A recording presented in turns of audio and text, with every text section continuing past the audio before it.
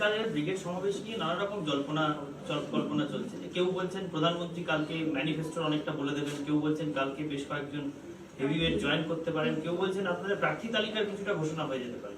এগুলো নিয়ে কিছু বলবেন? জল্পনার অবসান ঘটানোর চেষ্টা করবেন? আমার একটু জল্পনা হোক না। পশ্চিমবঙ্গে বিজেপিকে নিয়ে আলোচনা হচ্ছে। প্রিয়দাস মুন্সি থেকে শুরু করে সবাই বলেছিলেন 100 বছর এই দলের কোনো এদেশে ভবিষ্যৎ নিয়ে রাখছে। হ্যাঁ, আসলে আবার পার্টি বিজেপি আবার পাখি। তো বুঝুন, ব্রিগেডের আগে এতগুলো ক্যামেরা, আপনাদের এত প্রশ্ন, একটু জল্পনা হলে ভালো লাগে। চলুক। হ্যাঁ, মানুষ যেরকম দেখতে হয়।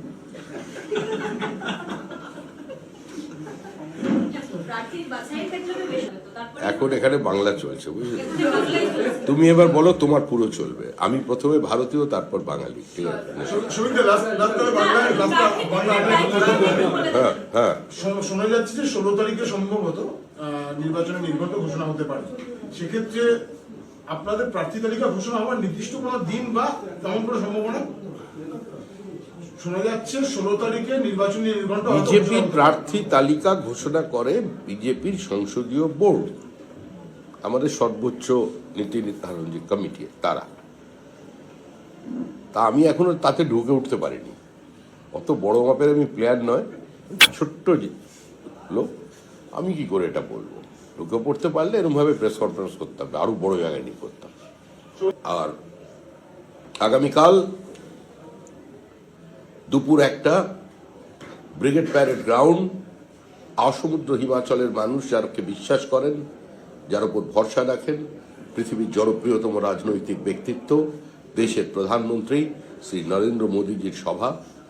এই সভায় সংবাদ মাধ্যমের মধ্যে দিয়ে এবং আপনাদের সমস্ত সাংবাদিককে আমরা কালকে ব্রিগেড প্যারেড গ্রাউন্ডে আমন্ত্রণ জানাচ্ছি।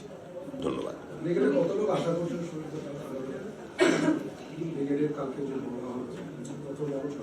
ব্রিগেডে যত লোক ধরে তত লোকই যাবে, যেটা ধরে না তার সেখান পর্যন্ত যাবে। যারা ব্রিগেডে লোক নিয়ে আসেন, আপনারা যারা সাংবাদিকরা হিসাব নিকাশ করেন, আপনাদের আলোচনার বিষয় থাকবে, সেরকম লোক ব্রিগেডে হবে। স্বতঃস্ফূর্ত জনপ্লাবন হবে ব্রিগেডে।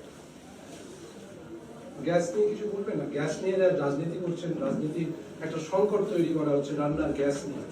রান্নার গ্যাস পাওয়া যাবে না, এই বলে একটা সংকট তৈরি করাই তো তৃণমূল কংগ্রেসের কাজ। সমস্যার সমাধান করা তৃণমূল কংগ্রেসের কাজ নয়। যা বলার ভারত সরকারের পক্ষ থেকে বলে দেওয়া হয়েছে, যা বলার পেট্রোলিয়াম মিনিস্টার বুঝিয়ে দিয়েছেন এবং এটাও বলেছেন কতক্ষণের মধ্যে এই সমস্যার সমাধান হয়ে যাবে।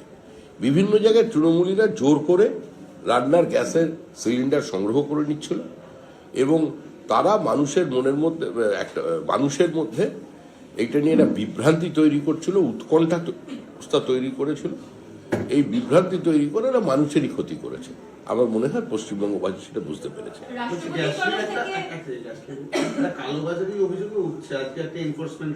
এই ধরনের যদি ঘটনা ঘটতে থাকে, যাদের দায়ী, একটা সরকারের দায়িত্ব কি? সরকারের দায়িত্ব হচ্ছে কোনো মানুষের কোনো ইস্যুকে কেন্দ্র করে যদি মানুষের মধ্যে উদ্বেগ বা উৎকণ্ঠা তৈরি হয়, যদি সাপ্লাইয়ের কোনো অভাব তৈরি হয়, সেই সাপ্লাই চেনটাকে জোরদার করা বা মানুষকে শান্ত করা। তো এখানে সরকারই তো দায়িত্ব নিয়ে, যেটা ঘটনা নয়, যেটা সত্য নয়, সেটাই সামনে নিয়ে আসছে। সরকারি দলেরা তারা নিয়ে গিয়ে সিলিন্ডার সংগ্রহ করছে ব্ল্যাক করার জন্য। ওই যেরকম সিঙ্গুরে যখন বুদ্ধদেব বাবু আর মমতা বন্দ্যোপাধ্যায়ের একটা মিটিং হয়েছিল গৌতম দেবের মধ্যস্থতায়, যে জমি দেবেন বলেছিলেন, বলা হলো পাশের দুটো পঞ্চায়েত থেকে জমি দিয়ে দেবে সিঙ্গুরে। তৃণমূল কংগ্রেসের নেতারা দায়িত্ব নিলেন, তারপরে দেখা গেল আশেপাশে সমস্ত জমি, হ্যাঁ, তারা মানে ওই শেয়ার বাজারের জন্য শেয়ার কেনার মতো জমি কিনে রেখে দিয়েছেন আর বাইরে কৃষকদের জন্য আন্দোলন করছেন। সেটা দেওয়া গেল না।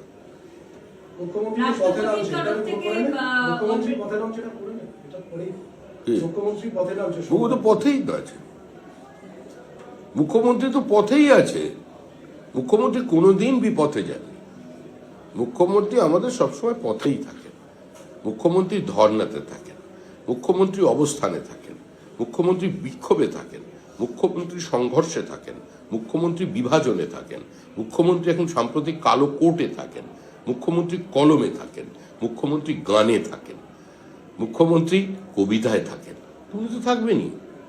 কোনো জায়গায় কি সুমিতা মনে হচ্ছে যে শাসক দলের সুপ্রিমো হওয়ার পরেও তিনি বিরোধী নেত্রী হিসেবে অনেকটা তার রোল প্লে করছেন রাজ্য রাজনীতিতে? বিরোধী একটা ইমেজে তো ওনাকে দেখতে পাচ্ছি। ওটা প্র্যাকটিস শুরু হয়েছে, জুন মাস থেকে সেটাই করতে হবে। অনেকদিন ক্ষমতাতে হয়ে গেল তো, এবার যাবার বেলা প্র্যাকটিসটা চলে গিয়েছিল, এবার আর নতুন সরকারের বিরুদ্ধে আন্দোলনে নামতে হবে।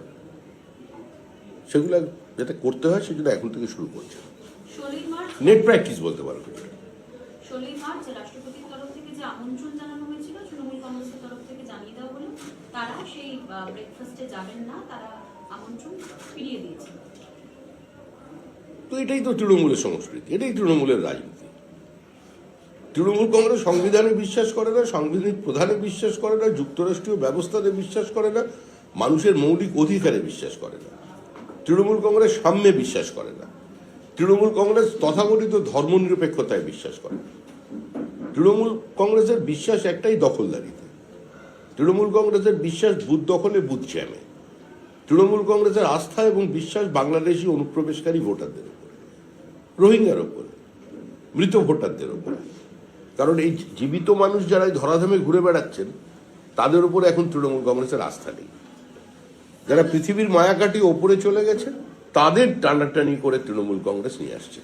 তৃণমূল কংগ্রেস বাংলাদেশে হয়নি এখনো। যারা ধর্মঘটি তাদের সঙ্গে পুলিশের দেখা গেছে যে আজকে ধুমধুমার বেঁধেছে, মানে ধর্মঘট করার অধিকার তো রয়েছে, কিন্তু পুলিশ তাদের সঙ্গে রীতিমতো অন্য ধরনের পরিস্থিতি। তৃণমূল কংগ্রেস সরকারি কর্মচারী এবং পেনশনভোগীদের সঙ্গে প্রতারণা করেছে। এই সরকার ডিএ দিতে ব্যর্থ। আমরা আগেও বলেছি এই সরকার ডিএ দিতে পারবে না। নতুন সরকার এসে 45 দিনের মধ্যে 7th পে কমিশনের প্রক্রিয়াকে শুরু করে দেবে, এটা আমাদের কমিটমেন্ট। আর যারা আজকে আন্দোলনে গিয়ে যারা হেনস্থার শিকার হচ্ছেন তাদের সর্বপ্রকার সহযোগিতা আমরা করব, যদিও তারা আমাদের সংগঠনের লোক সবাই নন এবং তারা বিজেপি কর্মী নন, কিন্তু বিরোধী দল হিসেবে এই মুহূর্তে বিরোধী দল, কদিন পরে অবস্থাটা বদল হবে, দল হিসেবে আমাদের একটা দায়িত্ব এবং দায়বদ্ধতা আছে। যেহেতু আমরা আমাদের সহমর্মিতা এই আন্দোলনকারীদের সঙ্গে, সরকারি কর্মচারীদের সঙ্গে ব্যক্ত করেছি এবং তাদের সম্পূর্ণ নিখরচায় আইনি সহযোগিতা দেবার জন্য দল বদ্ধপরিকর এবং সেটা আমরা জানিয়েছি। আমাদের ভিডিও ভালো লাগলে লাইক আর শেয়ার করুন, কমেন্ট সেকশনে গিয়ে জানান আপনাদের মতামত। আরো ভিডিও পেতে আমাদের চ্যানেল এখনই সাবস্ক্রাইব করুন এবং প্রতি মুহূর্তের খবরের আপডেট পেতে প্রেস করুন বেল আইকন।